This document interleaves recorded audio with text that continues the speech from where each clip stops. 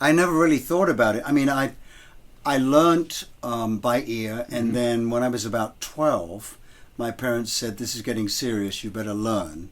Better go to guitar lessons." So I went to classical lessons for about, I don't know, 3 or 4 years. Okay. Hated every moment of it. Okay.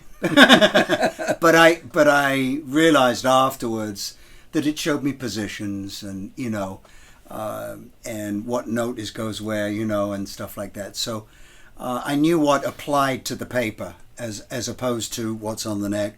Not that I'm a fast reader or anything, but I do read music. So, but never really used it in my career. It's always been, if I need to show someone something, I'll play for them, and then we do it. When I was starting guitar, which was right around 1975, 76, Frampton Comes Alive came out, and that was the record. That was not, it was a record for the whole, everywhere, all over the world. But for guitar players, everyone I knew was just, oh my God, have you heard Peter Frampton's new record? Now, I knew you from Humble Pie, and I knew your earlier records, but the live record was just so much, the versions of the songs were so different. Mm-hmm. For example, Lines in My Face, from Frampton's Camel to then, just had developed into this completely different song. Tell me about that.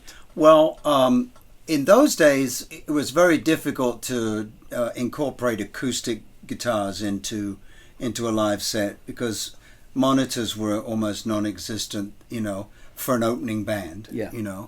I basically learned everything electrically, with it being just, drums, bass, keyboards, and guitar.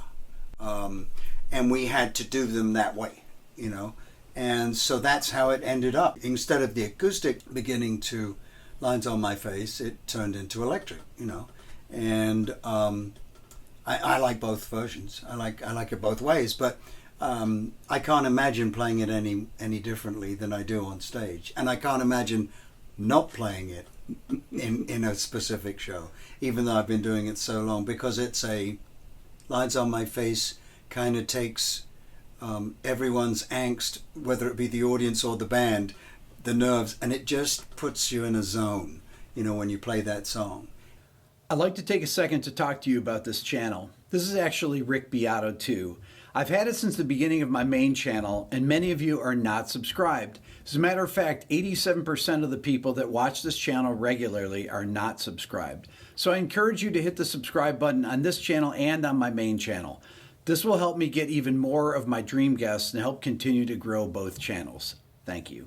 And it's always been the third number, and it always sets up the rest of the show. Sets the tone. Yeah. When you have these chords that are out of place or that come from different keys, like G minor, what does your ear tell you when you're playing over that? That I better find the right note to go over this G minor now, right. So, and that's what makes it enjoyable for me, is to have to, I like being on the edge. I never play the same thing twice. Never. And sometimes it's good and sometimes it's bad. But I always am on the edge and trying to search for something I haven't played before, even though it's over that modulation or that key change, as you call it. So it's just, what my ear hears, When you were recording those songs for that record, you took them from a number of live concerts, just a few different concerts, right? Not many, though. Not many. Most of it was Winterland, San Francisco.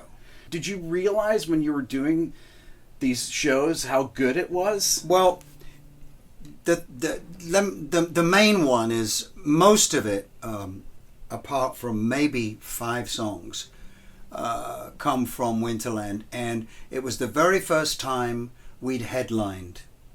It's 7,500 people. That's a lot. Yeah. But San Francisco was ahead of anywhere else. Like Detroit, New York, and San Francisco were our towns. So we were able to do something like this in San Francisco. When we did that, it was something that was so important to us to doing our first headline show that I didn't really think too much about. I had a lot on my plate that night. Sure. About the truck outside. Normally I would have gone out to the truck and gone, okay, bass drum on one, whatever it was, and because I'm the producer, but I didn't. we were so involved in making sure that the sound check, I didn't even think about them out there, until after the show, and I went, oh my God, we recorded that, so I didn't think about it. Did you go and check out the playback after the show? Yes. Yeah. And was your first response, wow, this was, these were really good?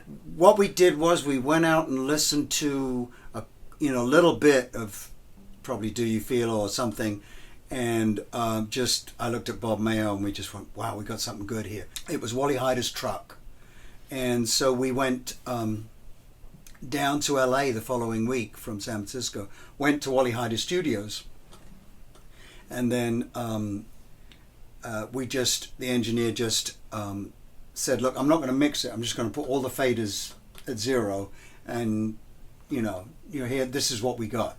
So I remember me and Bob and I think John Siomis was their drummer, and it knocked us backwards. There was something so apparent about it. Mm-hmm.